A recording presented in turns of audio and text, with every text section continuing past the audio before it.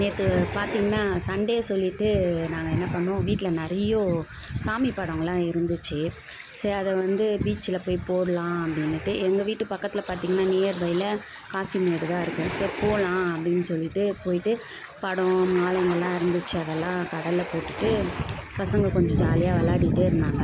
இப்போ டைம் ஆகிடுச்சு வாங்க போகலாம் அப்படி சொன்னால் வரவே இல்லை 2 பேருமே.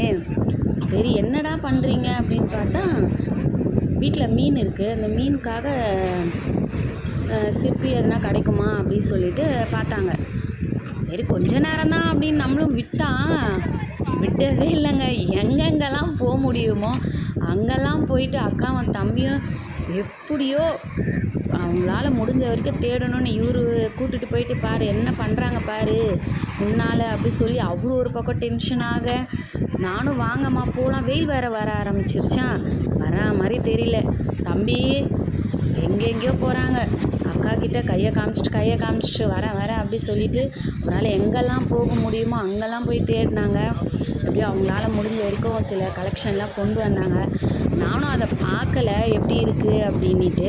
சரி அப்படியே முடிச்சுட்டு ஹோட்டலுக்கு போயிட்டு சாப்பிட்டுட்டு அந்த பொருளெல்லாம் வந்து வீட்டில் எடுத்துகிட்டு வந்து நல்லா வாஷ் பண்ணி எவ்வளோ அவங்களால முடியுமோ, குழந்தைங்க இல்லையா, அதனால் வந்து அவங்களால முடிஞ்ச வரைக்கும் தான் எடுப்பாங்க அப்படின்னு நான் பார்த்தேன். ஆனால் அவங்களுக்கு பார்த்திங்கன்னா என்னென்னமோ டிஃப்ரெண்ட்டாக கிடச்சிருந்தது.